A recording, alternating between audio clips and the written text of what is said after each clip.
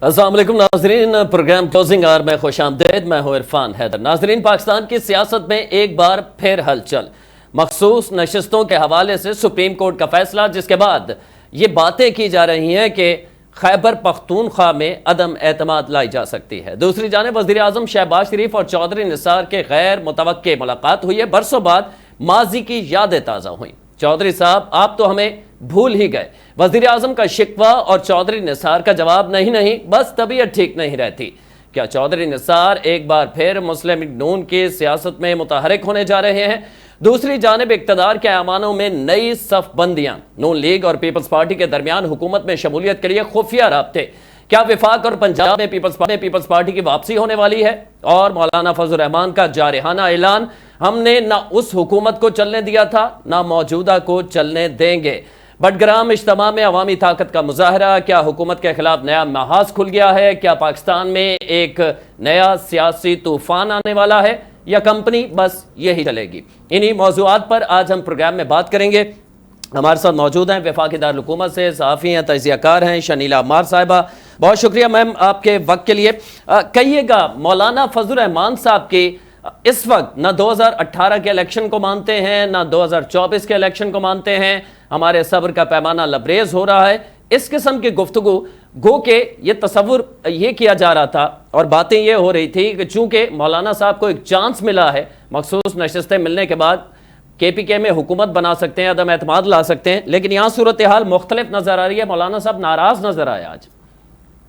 बहुत शुक्रिया इरफान। बात यह है कि मौलाना साहब नाराज सिर्फ तभी होते जब उन्होंने कोई प्रेशर डालना होता है। अच्छा। तो मौलाना साहब को इस वक्त अब एक अपॉर्चुनिटी नजर आ रही है कि खैबर पख्तूनख्वा में जो है वो चेंज की जा सकती है हुकूमत।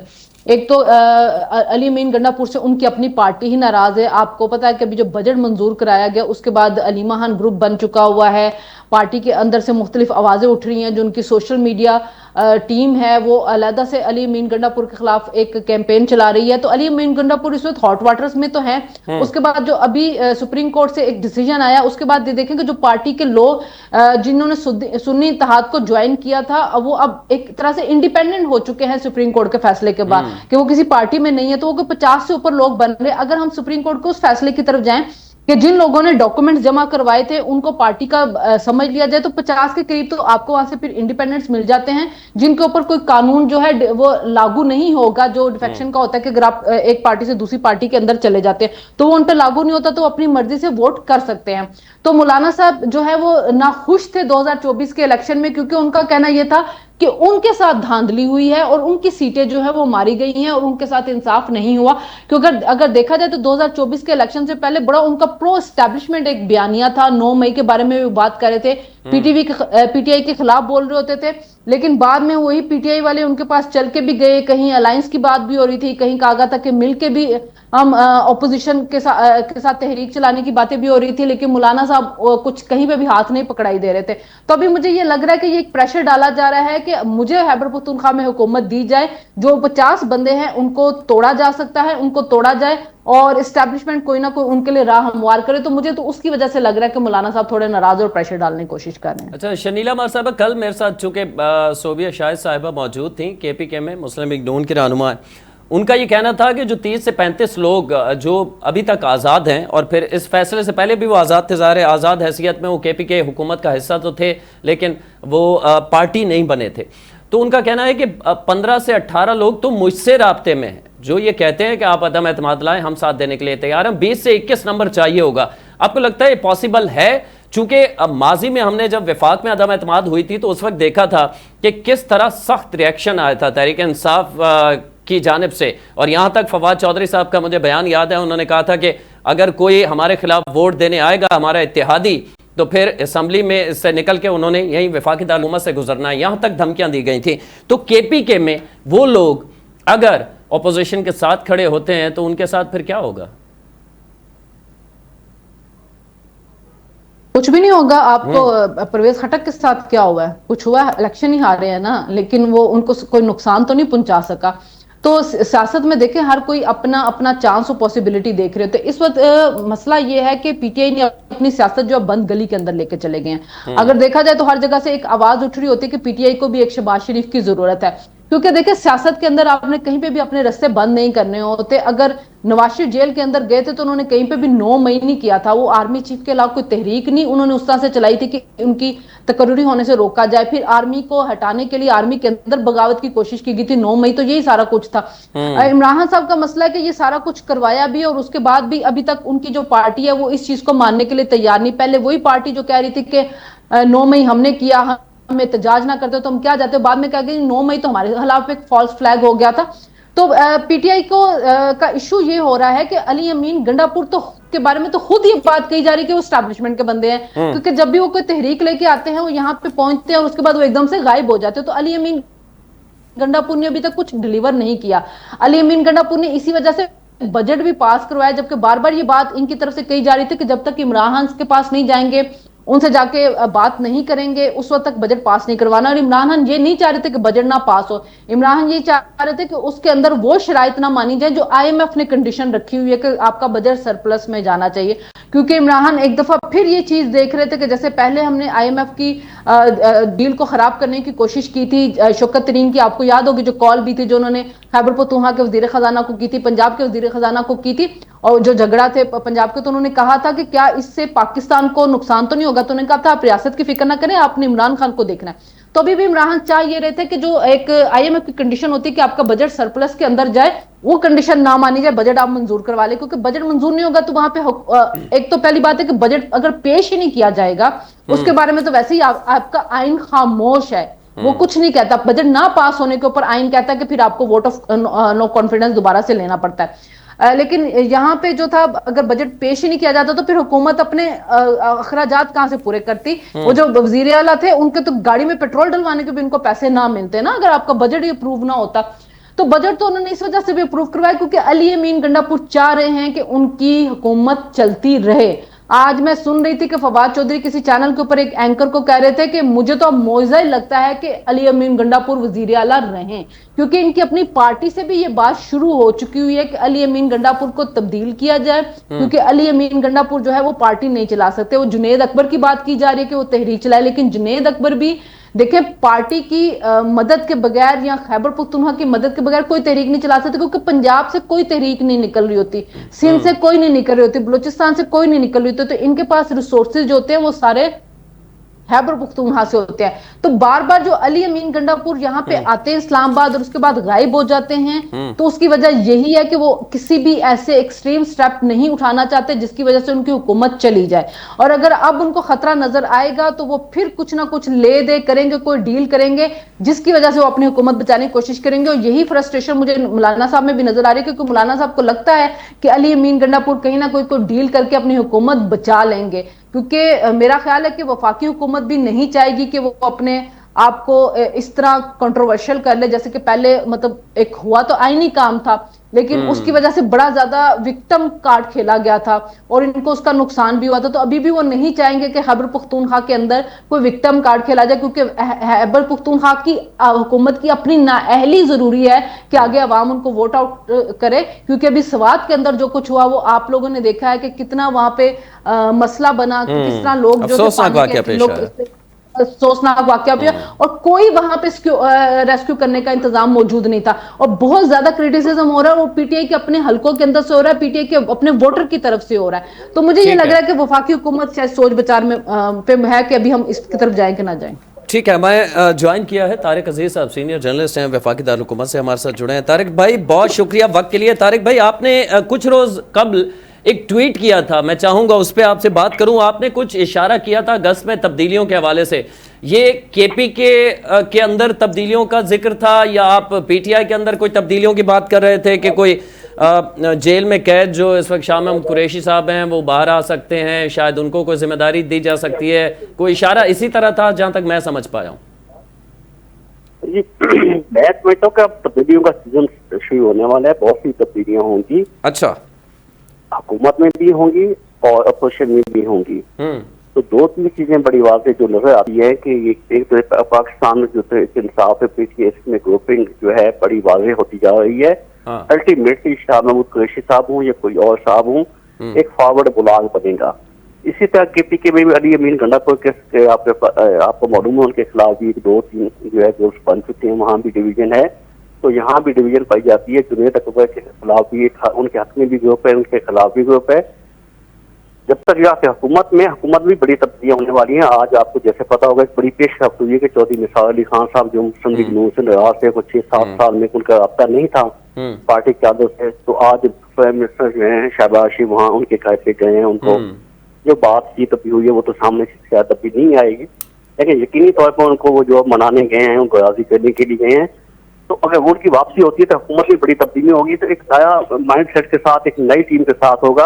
और आज ये भी एक खबर आपने देखी होगी, सुनी होगी, पढ़ी होगी कि पीपल्स पार्टी, पाकिस्तान पीपल्स पार्टी से राब्ता हुआ है। तो मैं यही आपसे जानना चाहूंगा, कुछ इस किस्म के मामलात हैं कि पीपल्स पार्टी वफाक में और पंजाब में कोई कैबिनेट में बैठे? पहले भी कहा गया था, एक बात से भी पाकिस्तान पीपल्स पार्टी को ऑफर की गई है कि आप वो पार्टी के बीना में शामिल होकर बाकायदा हुकूमत का हिस्सा बने। अच्छा, वैसे वो आईनी होते उनके पास ऑलरेडी हैं, लेकिन वो जो हुकूमत का बाकायदा हिस्सा नहीं है, तो उसके लिए जो है बिलावल भुट्टो ज़रदारी और आसिफ अली ज़रदारी जो है पाकिस्तान प्रेसिडेंट है, उन्होंने जो है वक्त मांग लिया कि हम अपनी पार्टी से मशावरत करके जवाब देंगे। तो आपने जो तब्दीलियों का सिलसिला शुरू किया, तब्दीलियां अपोजिशन में भी आएंगी, हुकूमती साइड पे भी आएंगी।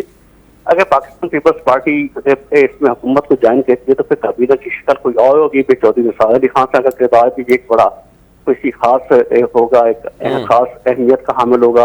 उनकी पोजीशन भी जो है वो एक हाई लेवल पे उनकी पोजीशन होगी हुकूमत में। तो यहाँ भी तब्दीलियां यकीनी तौर पे हैं। एक बात तय है कि सेटअप नहीं चलना है। अब इस सेटअप के साथ साथ किसने चलना है, किसने नहीं चलना, ये फैसला होना बाकी है। इस सेटअप में कोई तब्दीली, कोई चेंज, कोई ऐसा कुछ भी नहीं है। ये जो शायद पहली हुकूमत होगी, पहला प्राइम मिनिस्टर होगा जो अपनी मुद्दत पूरी करेगा 5 साल के लिए।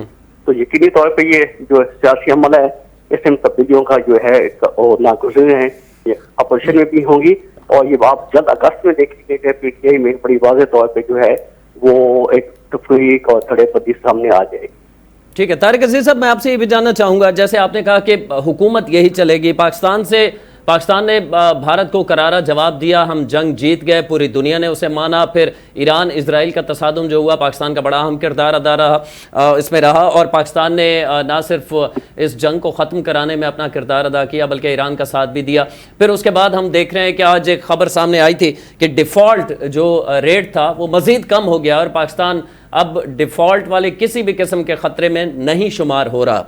तो ये सारी, फिर हम 26वीं तरमीम देखते हैं, फिर मखसूस नशिस्तों का फैसला देखते हैं, ये सारी चीज़ों के बाद आप समझते हैं कि हुकूमत मज़ीद इतनी मजबूत हो गई है कि किसी किस्म का एहतजाज, किसी किस्म का धरना, उसे अब कोई ख़तरा नहीं है? यकीनी तौर पर आपकी बात दुरुस्त है। अब तक हुकूमत को 2/3 अक्सरियत हासिल हो चुकी है। और एक बात आप ये ज़हन में रखें कि अब पाकिस्तान पीपल्स पार्टी अगर साथ ना भी दे, अब मुस्लिम लीग नून और बाकी जगह जमातें सिंपल मेजोरिटी में आ गई हैं। अब पाकिस्तान पीपल्स पार्टी की तो खुद वो सोच रहे हैं कि अगर हम इसका सिस्टम का हिस्सा नहीं बनते तो एलिमेंट हो जाएंगे। तो उसमें ये आप सोच पाई जाती है कि हमें हुकूमत में शामिल हो जाना चाहिए। अदरवाइज जो है अब सिंपल मेजोरिटी हुकूमत के पास मौजूद है, इसके लिए जो है प्राइम मिनिस्टर को जो है उनके वोट पूरे हो जाएंगे। तो एक तो हुकूमत को यकीनन 2/3 अक्सरियत से मजबूत भी हुई है, उसके नतज भी हम सामने आना शुरू हो गया है, खवातीन की नशिस्तें भी उनको मिल गई हैं। इससे पहले भी 2/3 अक्सरियत ना होने के बावजूद भी मौजूदा हुकूमत, शहबाज हुकूमत ने काफी कामयाबियां हासिल की हैं। वो सफारती मैदान हो, वो जंग का मैदान हो, वो इंडिया के साथ जो है जो जंग हो वो हो, IT हो, एक्सपोर्ट्स हो, तो इकोनॉमी के तमाम इंडिकेटर जो है वो मस्बत जा रहे हैं। IMF से भी हमारे मामलात मुज़ाकरात तय पा गए हैं। बड़ा प्रेशर था IMF की तरह से पाकिस्तान के ऊपर के मतलब सब्सिडी नहीं देनी चाहिए, पास से बिजली की कीमतों में इजाफा था, पेट्रोल की कीमतों में इजाफा था, तो वो अल्हम्दुलिल्लाह अहसन तरीके ये मामला तय पा चुके हैं। अभी आपने 2 दिन पहले शायद देखा होगा, सुना होगा कि पाकिस्तान की जो पासपोर्ट की रेटिंग में भी बेहतर पोजीशन पे आ गया है, और जो डिफॉल्ट का खतरा जो हुआ 49% पे आ गया है, तो वो 50% से भी नीचे आ गया है। तो बहुत बड़ी कामयाबी आपके पास वाली तरफ से बिल्कुल 50% से नीचे 47 पे आ गया है। बगैर ऐसा कोई खतरा नहीं है। तो हुकूमत ने 1 साल में 16-18 महीनों में बड़ी मुश्किलात के बावजूद कि पाकिस्तान को एक जंग भी लड़ना पड़ी, और दूसरी जंग में भी यकीनी तौर पर इसराइल और ईरान की जंग में पाकिस्तान का गैर ताल्लुक नहीं था, गैर मुतल्लका नहीं था एलिमेंट से, उसमें भी पाकिस्तान का अपना एक बड़ा मसबत रोल रहा। इन तमाम नामसद हालात मुश्किलात के बावजूद, मुसीबतों के बावजूद पाकिस्तान की जो हुकूमत है मुआशी तौर पर खड़ी हो गया, मुल्क सही ट्रैक पर चढ़ गया है। तो इस पाकिस्तान यकीनन तौर पर खवातीन की जो अभी मखसूस हिस्से वापस आए हैं, तो हुकूमत मजीद मजबूत हो गई है। तो हुकूमत को ना पहले खतरा था, तो अब तो बिल्कुल भी खतरा नहीं है। तारिक अजीज साहब, मैं आपसे कुछ मजीद भी जानना चाहूँगा, लेकिन शनीला अमार साहबा, मैं आपसे जानना चाहूँगा, आप एग्री करती हैं तारिक अजीज साहब से कि अब चूंकि ऑप्शन नहीं रहा पीपल्स पार्टी के पास, पीपल्स पार्टी हुकूमत के साथ खड़ी हो ना हो, हुकूमत चलती रहेगी, अब नंबर गेम कुछ इस तरह बन चुका है, तो अब पीपल्स पार्टी ने फैसला जाहिर कर लेगी कि उसे बैठना चाहिए, काबीना का हिस्सा बनना चाहिए, या आप समझते हैं कि अभी भी वो आईनी ओहदों तक ही महदूद रहेंगे?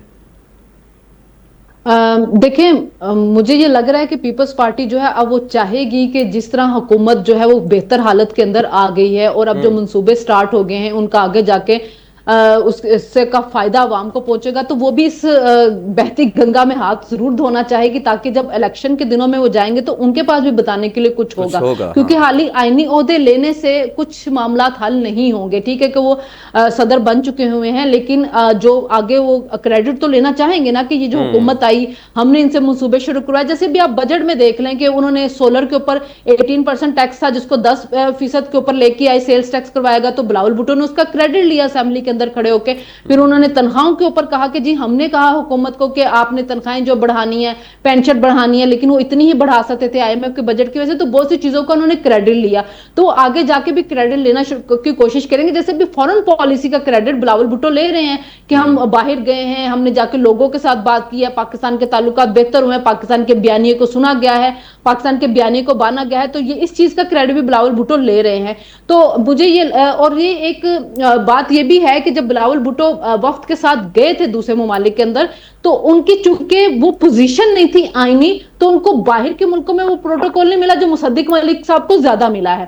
तो इस वजह से भी अब बिलावल भुट्टो साहब चाहेंगे कि मैं हुकूमत के अंदर किसी ऐसी पोजीशन में आ जाऊं ताकि मुझे भी बाहर के मुल्कों में जब वो जाएं किसी हुकूमत की तरफ से कुछ रिप्रेजेंटेटिव बनके, तो उनको मैं शनीला अहमद साहब, आपकी गुफ्तगू से लग रहा है आप ये कहना चाह रही हैं कि बिलावल ने वहां प्रोटोकॉल मिस किया है, तो अब वो चाहेंगे कि उनके पास वो प्रोटोकॉल हो।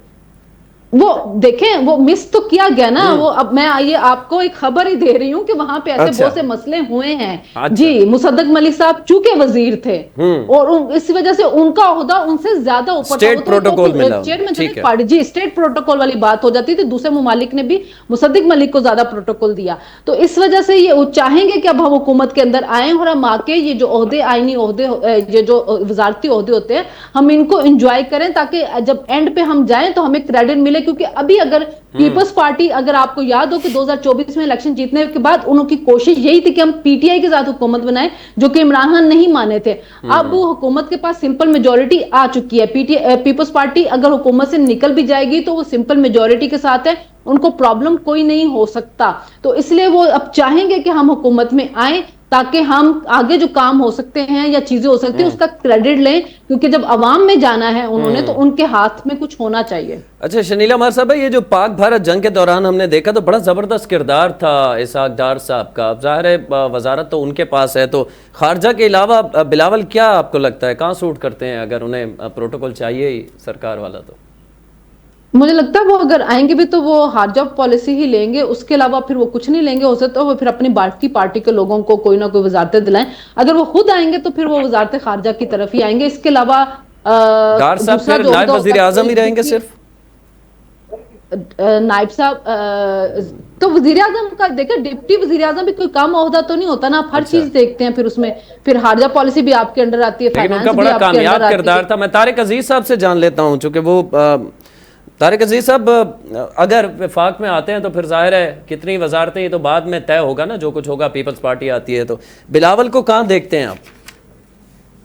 इससे पहले मैं थोड़ा एक वजाहत कहता हूँ। पाकिस्तान पीपल्स पार्टी के अंदर दो सोच पाई जाती हैं, अच्छा, शामिल होने ना होने के ऊपर।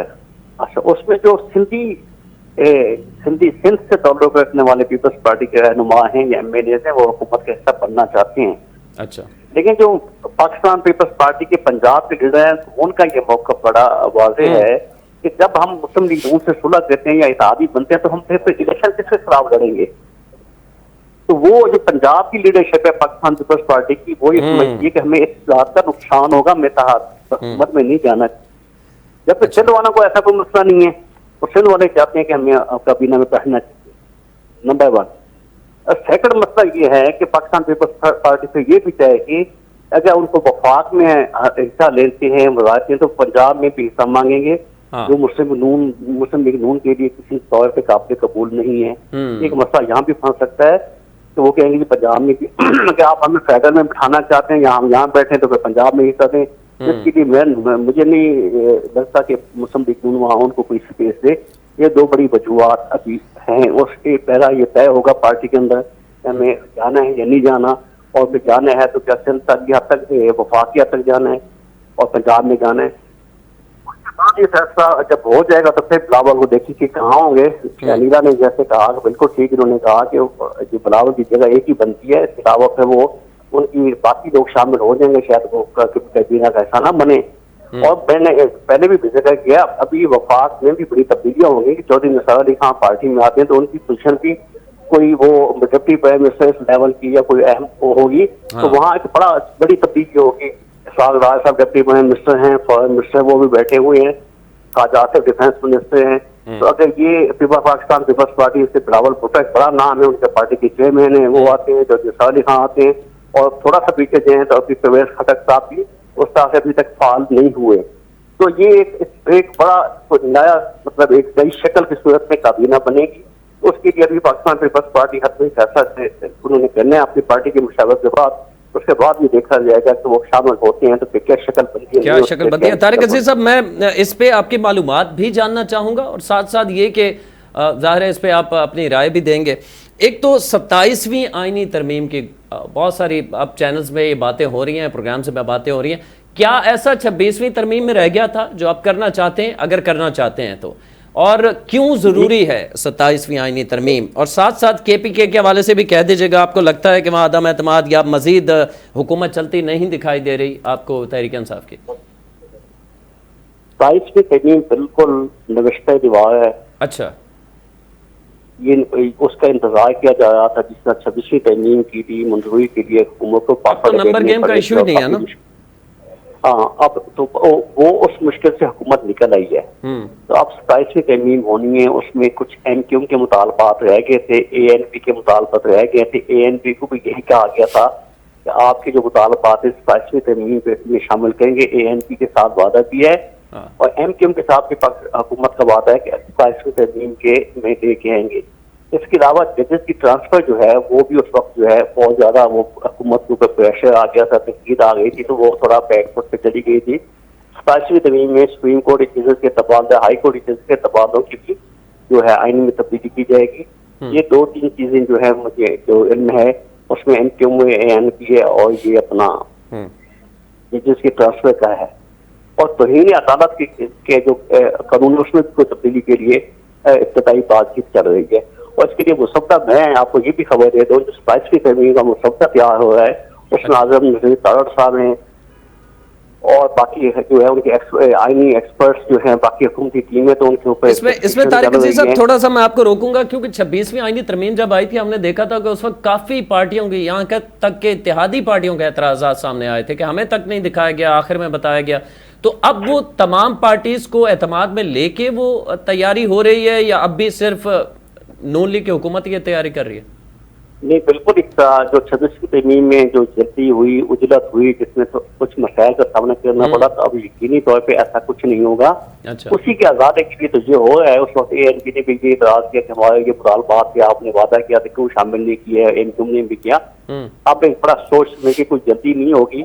अभी ये नशिस्तें बाहर हो गई हैं। इलेक्शन कमीशन का जो है चीफ इलेक्शन कमिश्नर की अपॉइंटमेंट के भी बाकी है, वो भी आईनी तकाजा है, वो उनकी मुद्दत खत्म हो चुकी है। अब तरमीम जो होगी ये होगी इत्तेहादियों की मशावरत से होगी, उनको ऑन बोर्ड लिया जाएगा, पहले की तरह नहीं होगा, और मुसव्वदा भी शेयर किया जाएगा। अभी मुसव्वदा फाइनल हुआ नहीं है, उस पर जो है अनाउंस जो ईरानी कमेटी बना दी है, जिसमें ये जिसको आजम नज़ीर तारड़ साहब और मुख्तलिफ हल्कों के लोगों की भी उसमें मशावरत इनपुट शामिल है। वहाँ भी मशावरत की जा रही है, यानी एस्टैब्लिशमेंट से भी मशावरत है, तो उनकी भी कुछ चीजें मुश्तरका तौर पर जो है तरमीम लेके आएंगे। तो उन्होंने भी अपना इनपुट देना है, तहादियों ने भी देना है। और ये केपीके का मैंने सवाल किया था, उसकी मालूमात क्या है? क्या जो आज मौलाना फजलुर रहमान साहब के जो नाराज़गी का इजहार किया उन्होंने कि हमारे सब्र का पैमाना लबरेज हो रहा है, 18 का 24 का दोनों इलेक्शन को नहीं मानता, ये सारी गुफ्तगू इसलिए है कि तमाम सियासी जमातों से ना सिर्फ बल्कि वहाँ से भी मदद की अपील हो रही है कि आप मेरी मदद करें और हम वज़ीर आला बना के अच्छा चला सकते हैं केपीके को। यकीनी तौर पे मौलाना को भी इनमें है कि पाकिस्तान पीपल्स पार्टी है वो पार्टी में जाती है, फिर मौलाना खुर्शीद में अकेले रह जाएंगे। मौलाना का एक ये जो है उनकी जो फ्यूचर लाजमी है कि 26वीं तजमीम के ऊपर भी उन्होंने हुकूमत का सपोर्ट किया, आप स्पाइसेस भी करेंगे और हुकूमत के ऐसा भी नहीं है, वो हुकूमत को सपोर्ट भी कर रहे हैं, उनको हर मुश्किल वक्त में साथ भी होते हैं, तो उनको मिला कुछ नहीं है, तो उनको उनकी बेचैनी यकीनी है। और अब उनकी यकीनी तौर पर ख्वाहिश होगी कि वहाँ अली अमीन गद्दाफी की हुकूमत जो है हटाई है जाए, वहाँ पाकिस्तान मुस्लिम लीग, पाकिस्तान पीपल्स पार्टी ALP और JH मिलकर हुकूमत बनाए। क्योंकि अभी खवातीन की नशिस्तें मिलने के बाद जो वहाँ पे है अली अमीन गद्दाफी के खिलाफ जो अपोजिशन की तादाद बढ़ गई है, तो अब देखने डिफरेंस 18 का रह गया, 18-20 का है 55 से, तो वो मौलाना की यकीनी ख्याल कि उनका इंटरेस्ट वफाक की बजाय वहाँ सूबे में होगा कि वहाँ अली अमीन गद्दाफी की हुकूमत को हटा दिया जाए और वहाँ मुस्लिम लीग नून और JH की हुकूमत बनाई जाए। लेकिन अपना ख्याल ये है कि अली अमीन गद्दाफी अभी तक अच्छे बच्चे के तौर पर काम कर रहे हैं, तो उनका कोई बल्कि आप मजीद अच्छा बन जाए कि उनके ऊपर एक प्रेशर आ जाएगा कि तुम्हें किसी वक्त भी हटा सकते हैं, तो उनको इस्तेमाल किया जाएगा इसी प्रेशर के अंदर कि तुम्हें किसी वक्त हटा देगा, वो पहले से ज्यादा अच्छा काम करेंगे, तो मुझे नहीं लगता कि उनको हटाया जाए। अच्छा, उनको हटाया जाए, ठीक है। तो मौलाना साहब यही असल में आज उनकी नाराज़गी की वजह यही समझ में आती है कि हम भी अच्छा काम कर सकते हैं अगर हम पे नजर करम किया जाए। तो मैं शनीला मार साहब जी तारिक अजीज साहब कुछ कहना चाह रहे थे आप? नहीं, मेरे का वो मौलाना का था कि उनको लग ये गया है कि अली अमीन को नहीं हटाया जाएगा। अली अमीन को तब हटाया जाएगा अगर वो कोई ऐसा करेंगे। अभी तक तो वो अच्छा बच्चे बन के और जो भी उनको पीढ़ी से हिदायत आती है तो उस पर अमल करती है और काम हो जाता है। अच्छा। इवन जो की पार्टी हो इमरान खान साहब से भी उनको बात की गौर करके वो पीढ़ी की तरफ देखते हैं। अभी आप बजट के ऊपर जो है इन्होंने कहा जी मैंने खान से पूछे बजट पास करने, तो फिर खान से कहाँ पूछा गया। बल्कि ये खबर भी दे दूं कि अली अमीन की अपनी ख्वाहिश थी, उन्होंने कहा कि आप मुझे मुलाकात की इजाजत दे दें तो इस दौरान बजट हो जाए। उनकी बहस के ऊपर उनकी मुलाकात तो ताकि ना मुलाकात तो होगी और नाम जो है और क्या जवाब मिल जाएगा जी मुझे तो आपसे मुलाकात की इजाजत नहीं, तो बजट पास करना था, तो मैंने कर दिया।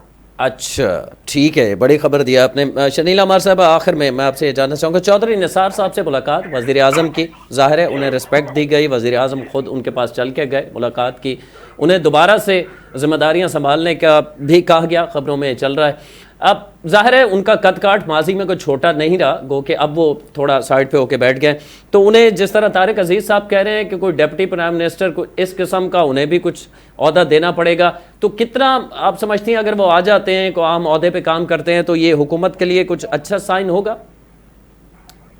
पहली बात तो ये कि तारिक भाई के पास हो सकता है कि इंफॉर्मेशन हो जो चौधरी निसार के करीबी एक हैं सोर्सेज, मेरी उनसे बात हुई थी तो उनका कहना था कि ना तो उनको हुकूमत में शामिल होने की पेशकश की गई है और ना ही कोई आगे नजर आता कि वो काबीना में शामिल होंगे। अच्छा। एक तो इस वक्त वो किसी भी पार्लियामेंट का मेंबर भी नहीं है और ना सेनेटर है, ना MP है, ना MNA है।